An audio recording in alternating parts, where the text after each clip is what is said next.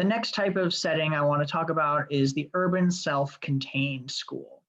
So what this means is it's a school that is located in a city, a small city or a large city, but it has its own campus. It's not spread out throughout the city. There's a reserved space that is the school. And that might be green spaces.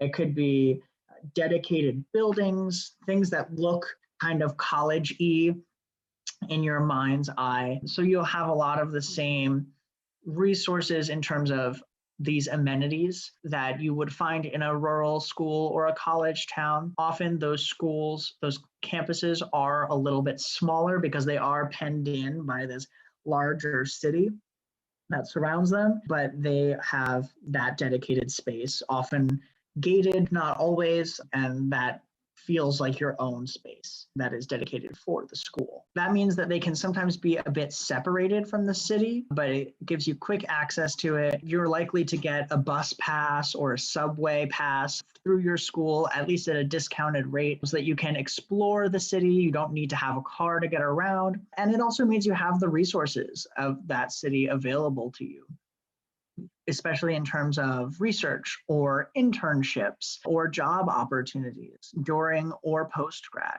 There might be some really strong relationships between individual companies and the school, but you're less likely to have really strong relationships between the school and the city itself, especially when you get to a larger city. For an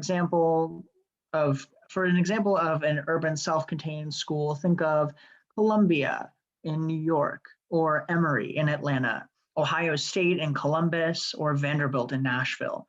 These are places that have their own libraries, their own dorm buildings, their own classroom buildings that are just for the school, and they are often placed on quadrangles or ovals, or if you're Emory, a quad that is shaped a little bit like a Coca-Cola bottle if you look at it from above.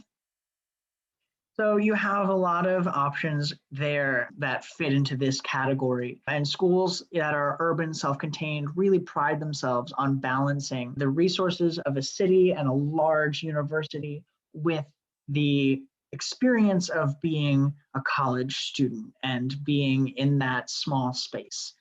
You're more likely to have students who move off campus and who live off campus for more time in a city just because there are fewer dorm spaces available because cities are so highly densely populated. But that's part of the experience. And if that's something you're looking for, having your own apartment, then this might be a really good option for you. The final type of school setting that I want to talk about, I want to get into right away because it's very similar, but with key differences, and that's the urban integrated campus. So again, this is a school that is situated within a large city or even a small city, but it's not just a college town. The school is not the biggest thing going on. These are campuses that are really built into the city. So rather than having their own green spaces, their own buildings, their own dedicated campus per se, they like to say that the city is your campus. And that includes skyscrapers that might be classrooms on certain floors and office building on other floors. It's the parks that are surrounding the campus, surrounding the buildings that are public to the city, but really are just outside your dorm. And also these campuses will have streets, main thoroughfares, or just public roads that run through campus and section it up and divide it. This isn't going to look like your typical college campus. And if you're picturing a brochure with students sitting around a tree in a sunny green spot, laughing on a blanket while they read their books or play Frisbee, this isn't going to look like that. This is going to be like you're living in the city, like you're part of the city. And that's a really important part of the culture and experience of these places.